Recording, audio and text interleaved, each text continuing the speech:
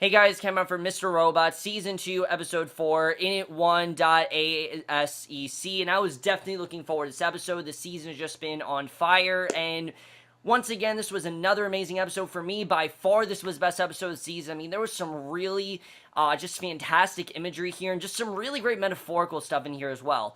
I will say, though, just like last week, this was a very long episode. In fact, it was even longer than last week's episode. Is that a bad thing? No, but I will say I think they do need to cut down on these episodes a little bit.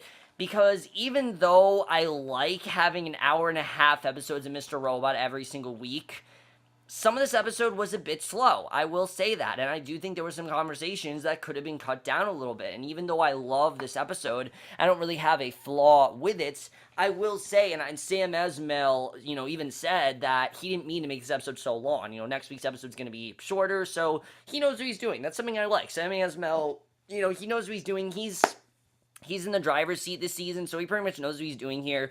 But let's get into this episode. There's a lot to discuss, and probably just like last week, this review is going to be pretty long. I know some people were probably surprised by how long last week's episode was, but come on, it's an hour and 5-minute episode to recap. In review, I can't really get through that in 20 minutes. I'm sorry, I just can't. But let's just get into this episode because there really is a lot to talk about. And once again, just like last week, and it seems like every episode this year, we start with a flashback. And I don't know if that's something we're going to be doing every episode, but probably the most integral part of this episode is actually the relation between Elliot and Darlene, because we go back to the past. We see Elliot hears a knocking at his door. It's revealed to be Darlene on Halloween night. She's wearing an F Society mask, and she says she found it in a 99-cent shop in Chinatown, and we realize that F Society hasn't formed yet. This is before, and she didn't know they actually made a mask from The Purge, and which I thought what she was talking about. She was actually talking about this other movie that isn't real, but that they made up. And he asked when she got back to the city. She said it's Halloween. It used to be their thing, and she thought that she'd hit him up, and he tells her to call her first next time because he's going out. She says he doesn't do that, and he says if this is her needing a place to stay, she can crash on the couch. She says Init1, and we don't know what that means, but she says Init1. We don't find out what that means till a little bit later in the episode, and she says that she wouldn't say that if she was being serious, and she tells him to hang out with her tonight because she really needs it. They then watch a video, and they smoke, and it's also it's kind of funny, the movie they're watching is the movie from which the F Society mask came from. So we got some good stuff here where the origin of the F Society mask, I mean, again, nothing I really thought about, but something that I thought was kind of cool to find out. And Darlene says it is the root of all their psychological dysfunction. He asks if she still has any of them. She asks why. That is always his go-to with her. She says in this day and age, it's sicker not having panic attacks. She takes a picture of the movie for Instagram so people know the movie exists, and she then looks for places to order food from. She hacked into a restaurant website, so she got a $10 coupon, and every time anyone orders food, she asks what his deal is, the lame InfoSec deal. She scared him straight, and he says he got fired, and now he's seeing a shrink, and of course, we know that to be Krista. I'm guessing that's when he was seeing Krista first, and basically, she told him to hold the fuck up. What does a shrink have to do with this? He says that he was on this project pen testing and he kept finding holes in the system, but it wasn't his fault. They sucked and it was his job to keep hacking until it was hacker proof. And he says that he thinks it was the night of Memorial Day weekend. Everyone wanted to go home to their parties, their clubs, and their vacations, but they couldn't because of him. So when they couldn't lock down the servers, they locked down his ass instead in the server room. And after a few hours, he fell asleep, woke up, and all the servers in the room were destroyed, but he doesn't remember doing any of it. So we kind of get the sense this is probably when his blackouts were starting. He just wasn't privy to it yet, and he didn't really understand what was going on. So he says the judge made him go to therapy for anger management, and he guesses that he's officially crazy. She says the Wall Street psychos are the ones who are crazy, and we find out that he used to work at Wall Street. I don't think that's something that we knew before, but apparently Elliot used to work at Wall Street, and honestly, someone like Wall Street, Elliot's not exactly like someone at Wall Street, but, he's got a little bit, he definitely is a little bit of, Jordan Belfort in him. He has a little bit of that in him, and not a lot, but a little bit. And she says she'll find him something better, and he says Angela's trying to hook him up with a job at Allsafe, and she asks if he still sees their mom. He says not really. He asks about her. She says fuck no, since she still shits on their father every time she tries to talk to her, and she says she wishes she remembered Edward better, and he asks if she wants to see something. She nods. He goes into a closet, shows her that he has Edward's uniform from when he worked at Mr. Robot. She tells him to put on the mask, and he asks why. She says because she asked him to, tattoo, and he puts it on, and we basically get the sense this was the first time he kind of came with this idea, and he says maybe he should take the job at Allsave. It could be a Trojan horse and a good way to take them down. She asks who he's talking about, and he says, Evil Corp. She laughs, says she can't tell if he's joking behind that mask. He says with the right access, install the right hardware, trash their backups, they could corrupt all their data, and he bets it wouldn't even be that hard, but the hard part would be after, during the fallout. That's the key, the follow through. They have an opportunity to reset, rebuild their database, but they can't let them, and it'd be tempting to lay them off afterwards, but that's when they have to go in and more the public's confidence in them, that would be, and more, the public's confidence in them would be completely destroyed, and in order to finish them off, he says that's the only way it would work, and she says that he's freaking her out, but she admits that taking them down would in fact change the world, and she asks if this is something he's actually thought about. He then takes off the mask. She asks if he's there. He looks at the mask, thinking about what they could do, and it's just a really great scene. I really like the way that was done with him staring at the mask, realizing the potential, and that scene really is the antithesis for the rest of the episode. I think it really sets up the way the rest of the episode's going to go. I think it was some really good stuff we found out here. We found so much stuff between Elliot and Darlene here, Elliot used to work at Wall Street. I think these are things we didn't know before, things, again, that I didn't really think about, but I'm glad that we knew, and I think it was just a really good way to start off the episode.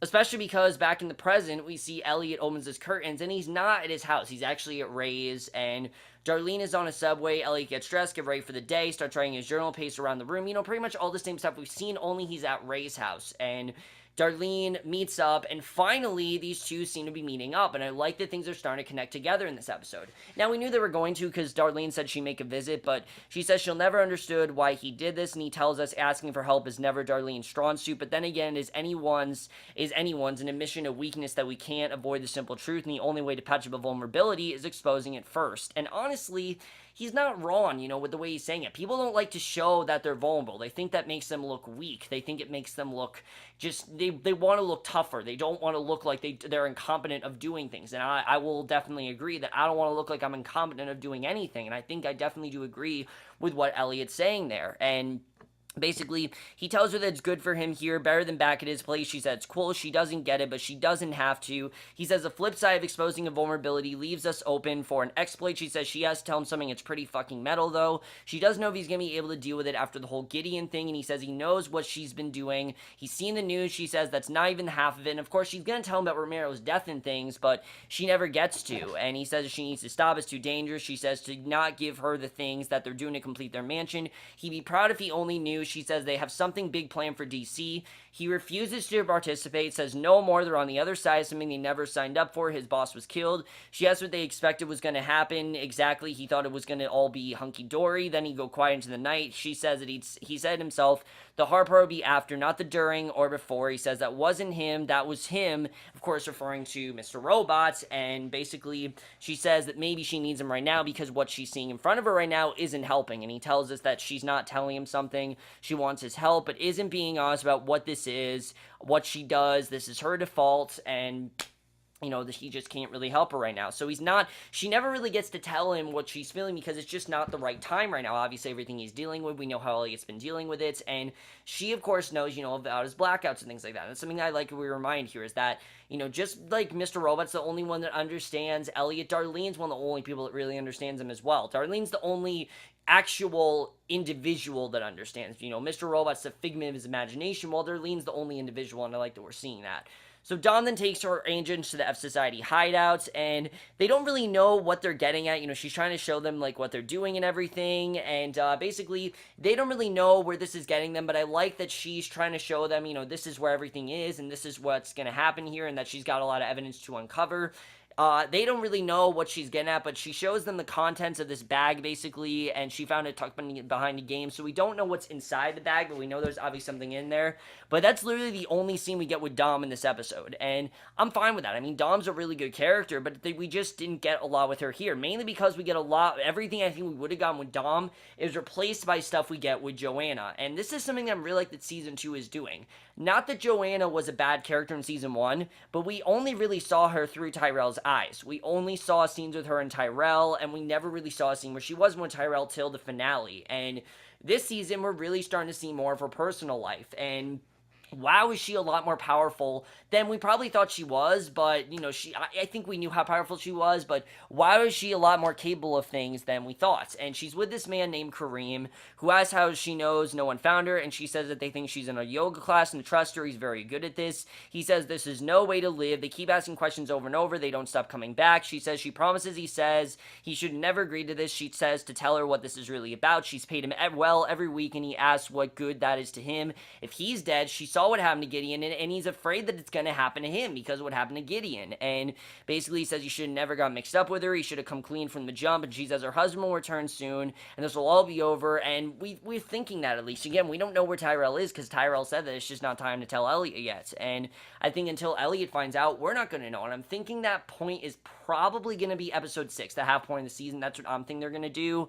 But he says he's going to tell his story, but if shit goes down and he gets busted, he's not going to get locked up. They lower the daily allowances to 50 per day, and that's no way to live. He can't live like that. Jesse then hands him a form, and he gets out of the car as she tells him to speak. He says they're running low on funds. He doesn't know how much longer they can afford. Evil Corp still hasn't received Tyrell's server package, and she says the FBI was specifically told not to put a hold on any of the money, and he says it wasn't the FBI. They can't afford to keep Kareem quiet. Says she's done discussing the topic. He drives away, and basically she's not getting the funds that she needs, basically, because she was told she'd get all this money, and she's not getting it for some reason. Kind of vague what's going on there, but I like that we're very slowly seeing what's going on with Joanna, and it really seems like we're in this very interesting direction with her that I really like that we're heading. So really good stuff there.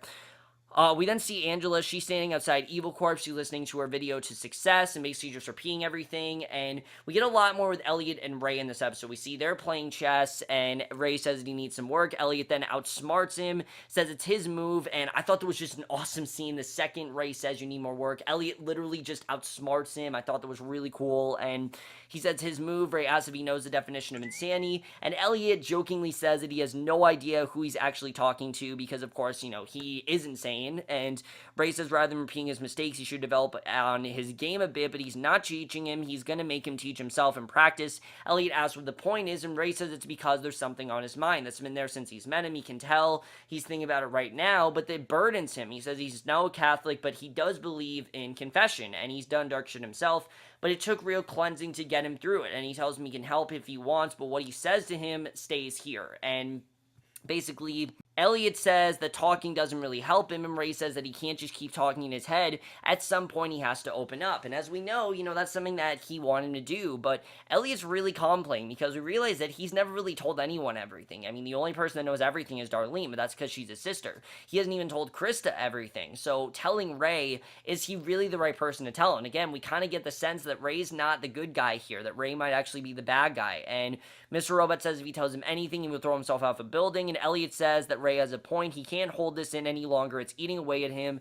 Mr. Robot says he confesses. He goes to the wall. And Elliot says he doesn't care about being off the hook. Unveil it all. And maybe it will help Darlene from doing any more crazy shit. Because he's obviously very concerned about her. And at this rate, she's going to end up with, just like Gideon. Mr. Robot asks what he thinks the Dark Army is going to do with this knowledge. That he's all turncoats. There's no play here. Tells him if he wants to unburden himself to go jerk off this road paved with his dead friends and family. Ray tells him he needs the game a lot more than he thought. And, you don't really know what he's going to do. If he's going to open himself up, you really don't know. I mean, as we know, he's not really listening to Mr. Robot, but at the same time, Mr. Robot, everything that he's saying is true. Mr. Robot kind of, I wouldn't say is his conscience anymore, more so he's his morality. He's the one that's telling him, think about all these things. He's the one that tells him all the negative things, while Elliot thinks of the positives. I think that's really interesting the way we're seeing that. Elliot's side is the positives, Mr. Robot's side is very much the negatives, and that's something I think we're definitely seeing here.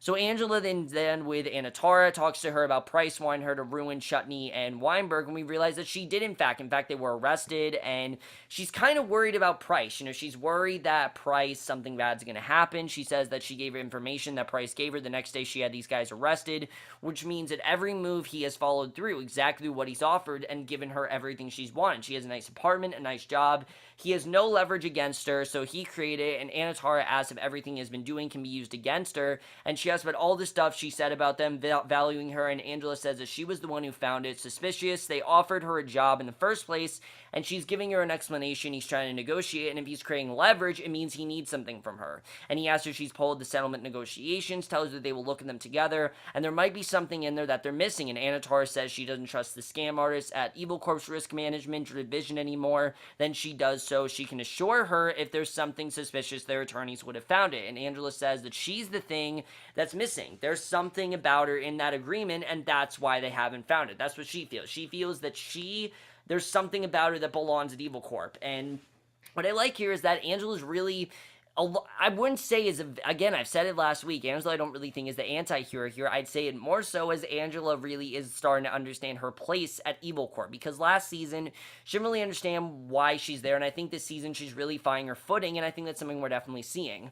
So Mr. Robot then asks Elliot if he wants to sell this thing once and for all, says one game he'll even let him have the first move, the game to end all games. Between them they play, and the winner takes it all, and he confessed to anything, he'll leave and never come back, and Elliot asks what happens if he loses, and again, you're kind of wondering, is he actually going to leave, because Christian Slater is going to be a part of this show, and Mr. Robot says if he does, he gets to be in charge for him once and for all.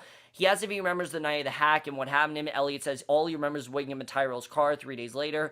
Mr. Robot asks what happened in those 3 days, and of course, Elliot says he doesn't know. Mr. Robot says that's what will be gone. The absence of knowing, losing time forever. A deep black void he will never come back from. No thoughts, no memories, absolute nothingness, and he'll just forget everything, just like he did last season when he forgot Darlene and things like that. And Elliot asks if he's serious. Mr. Robot asks if he wants this futile battle they're in to have a perpetual war. He wants peace just as much as he does, since they can't seem to find any common ground. They should play for it. And that's a scene that I really liked, mainly because a lot of people are saying they're portraying Mr. Robot as more of a villain this season, and I wouldn't say that. I think we're just really seeing who Mr. Robot really is. Mr. Robot, like I said, is Elliot's, negative, talks about all the negative consequences. While he does say the good things, mainly he talks about all the negative outcomes that could come out of this. And Elliot then has this incredible scene with Krista where he sits down, he's talking to her, and he tells her he's thinking about Mr. Robot's offer. She asks if he's the only person he interacts with, and Elliot basically tells us that we're safe. He says yes. She asks if she could talk to him. He says no. She asks why not. He says it would legitimize him, and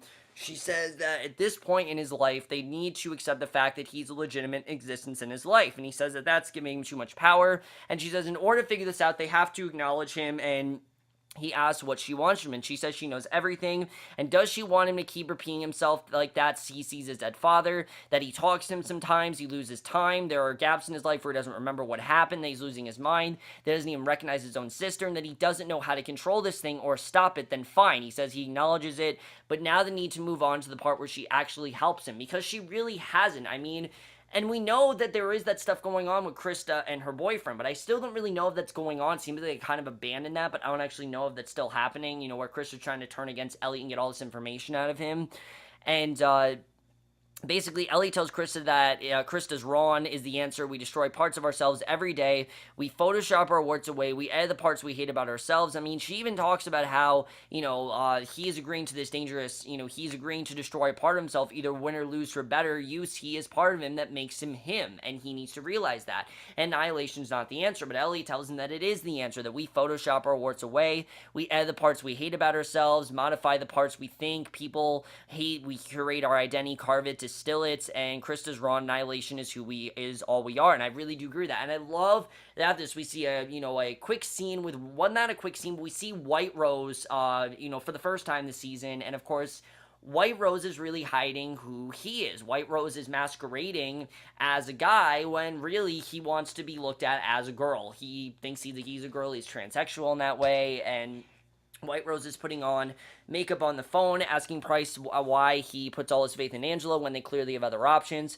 Price says they could blow the whole Western Hemisphere, but he knows him, he's old-fashioned, so he always opts for the simpler path, and White Rose says it's a smaller path, the times of the essence, and he wants to remind him that closing the plant is not an option. And Price asks how many minutes he has allotted for this phone call. He didn't start this game. He did. He's being pressured to resign. Confidence in the market is at an all-time low, and he's not doing anything on his end to help. He's doing everything he needs to, and White Rose asks to be spoken to the administration. Now, let me just admit, scenes like this, kind of padded things down a little bit. We get this scene here where they're talking about, how Price needs to do things, and he says that he's a time master. He should know that while Rome may have burned in a day, it wasn't built in one. This will take time, and that's something that White Rose doesn't really want to hear. As we know, White Rose is someone that wants time to just go like that, and I like the Price telling him, look, this is not going to be solved as easily as you think, and I definitely thought that was a very well done scene. Really good stuff there, but like I said, scenes like that I think just kind of padded things out a little bit.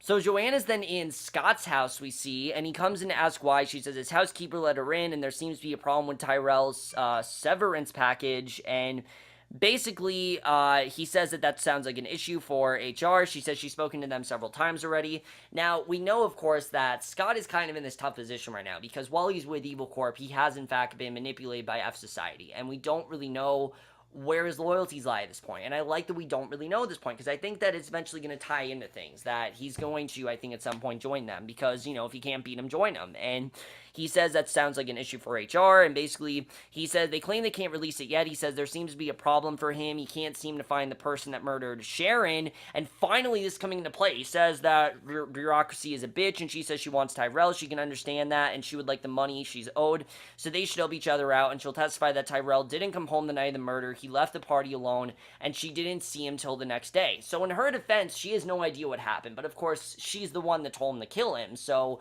it just really shows, how vindictive Joanna really is. The fact that she won't take the blame for her own actions, and she'll blame everything on her husband. I mean, it really does show why Tyrell's the way he is, and she says she'll agree to it if he released the severance package, and she says she needs the money. She has a baby. He says Tyrell's baby, and I love what he says here. He says Tyrell Wellick's baby gets what he deserves, which is nothing, and he's not at all going to fall for her tricks. He's not someone that's going to, end up like the position that Derek's in, or the position that anyone she's really with right now is, because Derek is probably one of the ones that's going to really end up screwed over by the end of the season. You definitely do see, which I'll talk about, but we then see Darlene. She's on this subway and everything, and she meets up with, and this guy seems to be following her. We don't know where she's going and everything, but it turns out to be Cisco, and he basically tells her all about the Dark Army and how they are, in fact, he doesn't think that they're the ones coming after her, but he does know what the FBI is doing and talks about how they're under surveillance and everything.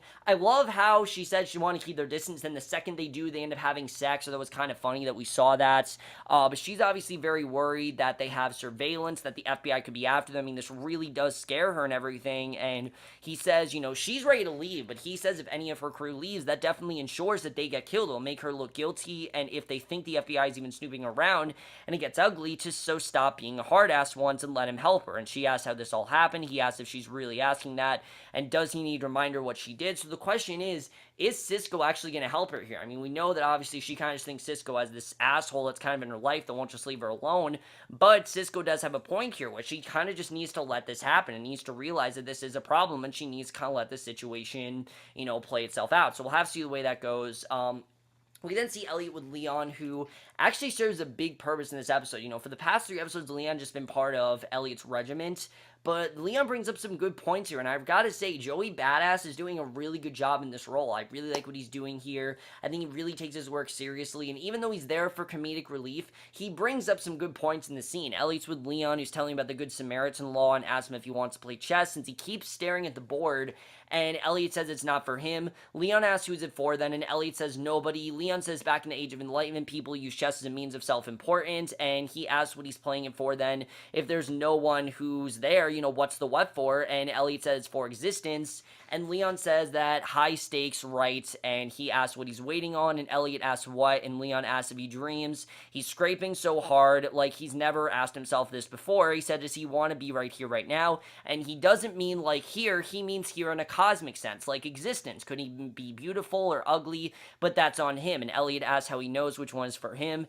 Leon tells him to dream. He's got to find out the future. He's finding out, and sometimes he just got to close his eyes and really envision that shit. And if he likes it, it's beautiful. If he doesn't, doesn't, he might as well fade the fuck out right now. And I get what he's trying to say, that, if you really have a successful future, then go for it. But if you don't really dream of a successful future, what are you even doing? Just move on from what you're doing and turn things around. You should always think positive. And I think it's a really good way to look at things. So I really like what Leon's doing. Leon seemed like he was just giving me comedic relief, but he's really doing some good stuff, and they've given him some really good work, and I'm really impressed with what they're doing with him. It really does show that even with characters like Leon, we can still get some really metaphorical and amazing dialogue that this show knows how to do, and that's one of the things I love about the show. And what I love about that is then we get this great scene with Joanna that's kind of similar to what Liam was just talking about. Joanna's with Derek, and Derek is in probably one of the worst positions right now, because Derek thinks that he's in love with Joanna, and it's clear that he actually wants a future with her. He talks about Madrid, and she starts to cry, but not because of the fact that he can't afford it, the fact that everything she wants, she can't have, and that it's not going to do anything good for her. And he talks about how he's going to get this DJ career going full-time, they give free tips for the jobs he could take her, and she asks if he knows why she's dating him, because he's a bartender, he makes $15 an hour, and is never going to be able to take her to Madrid, or anywhere for that matter, and won't be able to give her anything she wants out of life, but she's had all those things before, and they will never make her happy, and that's why she loves him, because he's not any of that, and she doesn't need him to be any more than what he is. But you can tell that she's just very fake right now. Everything she's saying to him, you can tell it's fake, you can tell she doesn't really mean it, and I really think Derek's gonna end up getting screwed over. You can tell he's really starting, I think, fall for Joanna, and if she definitely, clearly, is just using him for money, and is just using him, I think, to fill the void of Tyrell. Tyrell's not in her life right now, so she's using another man to screw someone over, and Derek, I think, is going to fill that role, definitely. I think eventually Derek's going to find himself in a very bad position, and I don't really know how he's going to handle it, and if he will be as strong as, say, Tyrell would be. So we'll have to see how that plays out. But definitely, like I said, Derek is definitely in danger. But then we get by far the best scene in this episode. I absolutely love this scene. I mean, these are the kind of scenes that Mr. Robot just does so well, because we see Elliot's lying in bed that night, and he pictures the future unfold, where he's walking down the street, and he's connecting with Angela. He wonders if he'll reunite with old friends long gone, sees the ones he loves, finds true happiness, and he imagines Darlene getting engaged to, I think, Cisco. I think that was the man, actually, she was getting engaged to.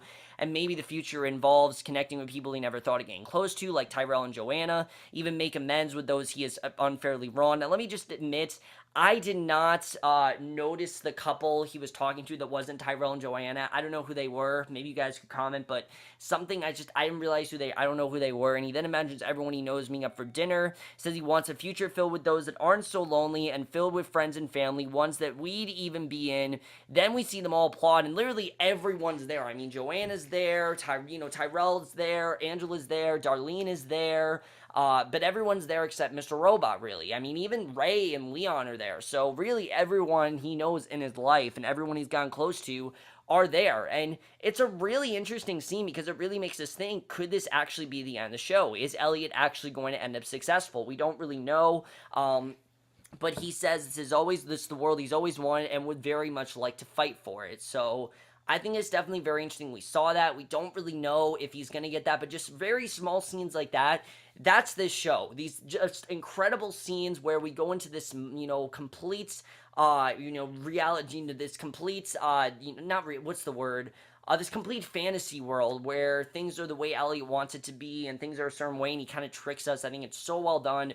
Absolutely love it. And it just shows how unreliable of a narrator Elliot really is, and that's something I just love, is the way they did that scene. So many good things there, but you have to wonder, is that really possible? Can Elliot really have that life? Is that really going to happen? Based on this next scene, I don't really know if that's ever going to happen, because we see Mr. Robot and Elliot, and this is it. They're finally going to play that chess match, and things don't really seem to be going anywhere. They go 3 rounds, and each round it's a stalemate. Neither of them seem to be able to beat each other, and basically he talks about, neither of them seem to be beating each other. They keep trying to reset, and, he says they need to declare a winner.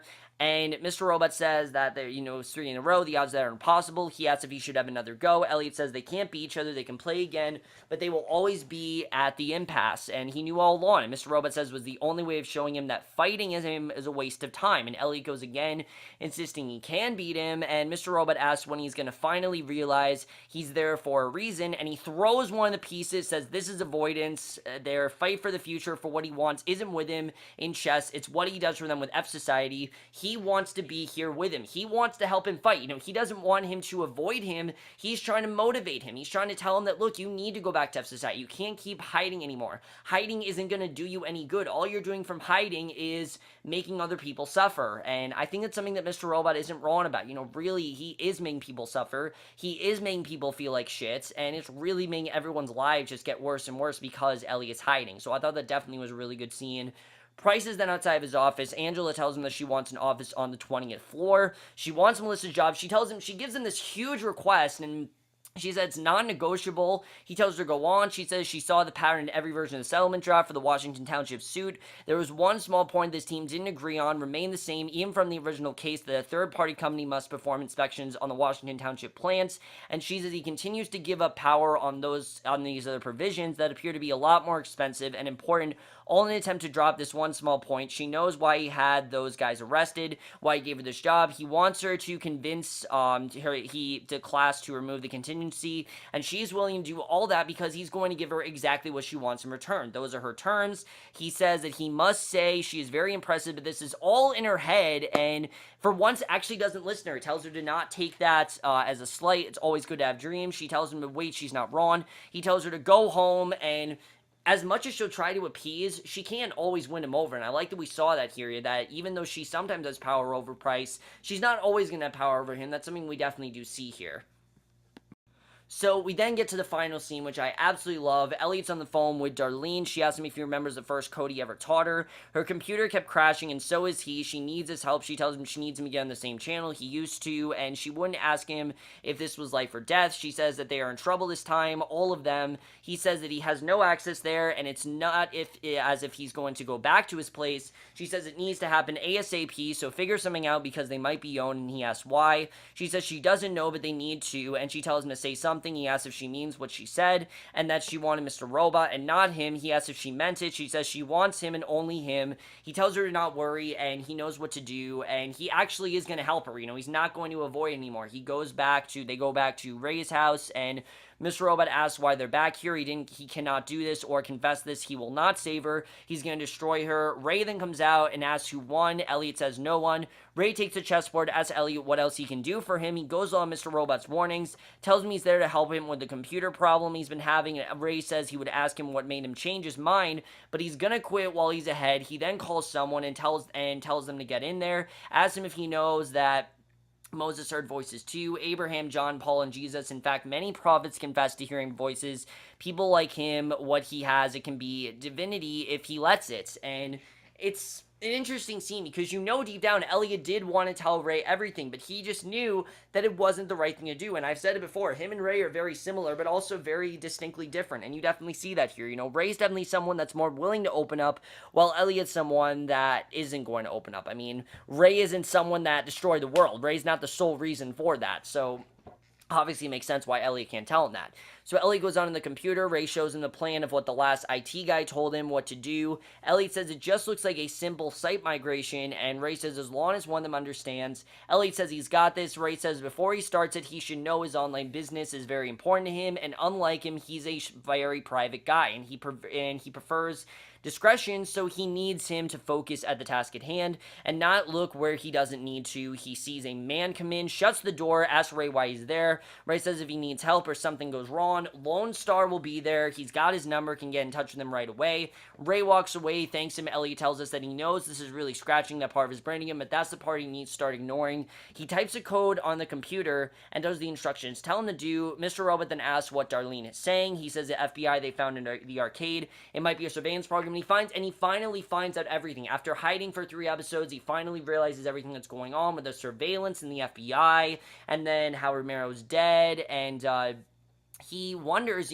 if Ray is right, and should he listen to the voice in his head? Does it make him special like Moses? He says he doesn't have any options. He doesn't have many options. His sister's in trouble. Someone's closing in on them. At least for her sake, he has to find out what they know. Maybe this is how he fights the future. He wants Mr. Robot asks what exactly he's doing. Elliot says he's hacking into the FBI, and that is the way the episode ends. Crazy stuff going down overall, but let's just get into this episode.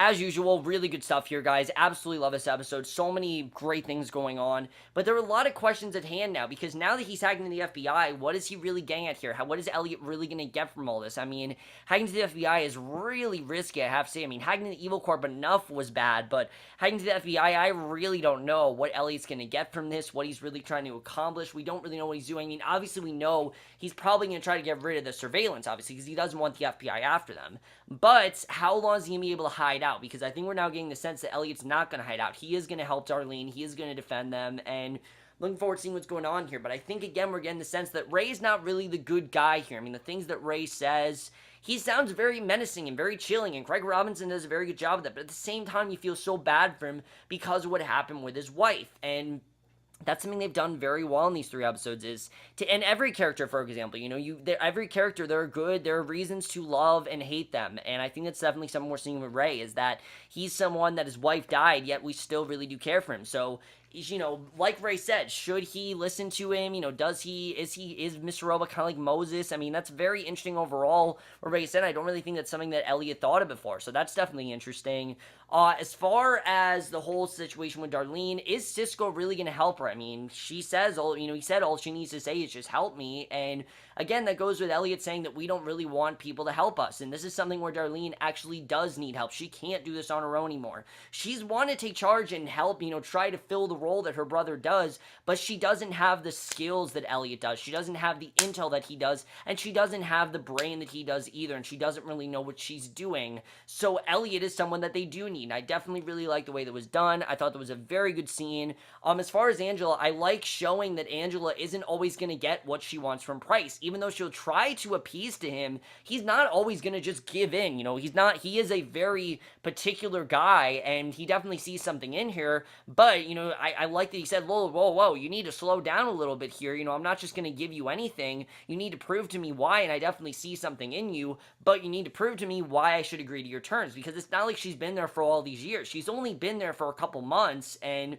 she really needs to prove to him as to why she can be promoted and definitely get what she wants. I think she's eventually going to get it, but right now she needs to prove to him as to why she's going to get it. What's White Rose going to do as well? I think White Rose has his own ideas. We're going to see what happens with that. That's going to be very interesting as well, to see where that goes. Joanna and Derek, like I said, really do feel bad for Derek. He clearly wants to have a life with Joanna, but again, I think he's just there to fill the void of Tyrell. And again, where is Tyrell? Joanna clearly knows where he is, but I like that they're not telling us. Again, they're not going to tell us anything that Elliot doesn't already know, and I like that we saw that here, because again, we can't help him, and that's something that I just think is awesome. Just like last season when we found out the Mr. Robot reveal, that's stuff that he did know, but that we never knew, and that's again a situation where we couldn't help him, and I think here's going to be the same thing where we can't help him, and I can't wait to see the way that goes. Like I said, Derek's really going to be screwed over, and I really do feel bad for him as to what's going on there. Elliot's future,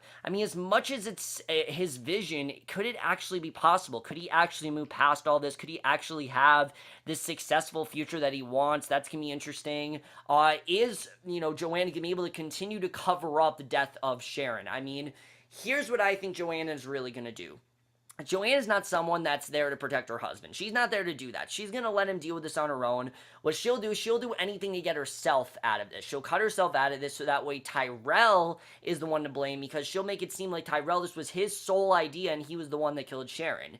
Now, if you remember, he kind of did this on his own. It wasn't really her that told him to, but she did tell him to do something to Sharon. Now, she didn't say kill her, but she did in fact, he did in fact kill her. So as we know, we'll have to see what happens with that, if Scott's going to find out that Tyrell did that. We know Tyrell's going to show up at some point, but again, I don't think they're going to tell us till the halfway through the season. I think that's when we're really going to find out where he is, what he's up to. What is the FBI going to do with all this stuff? What is in that bag that Dom found? We don't really know. We don't really know what's going on there. That's going to be very interesting. I like that we saw the past, us realizing, what Elliot found, and also that we found that Init, is in fact there.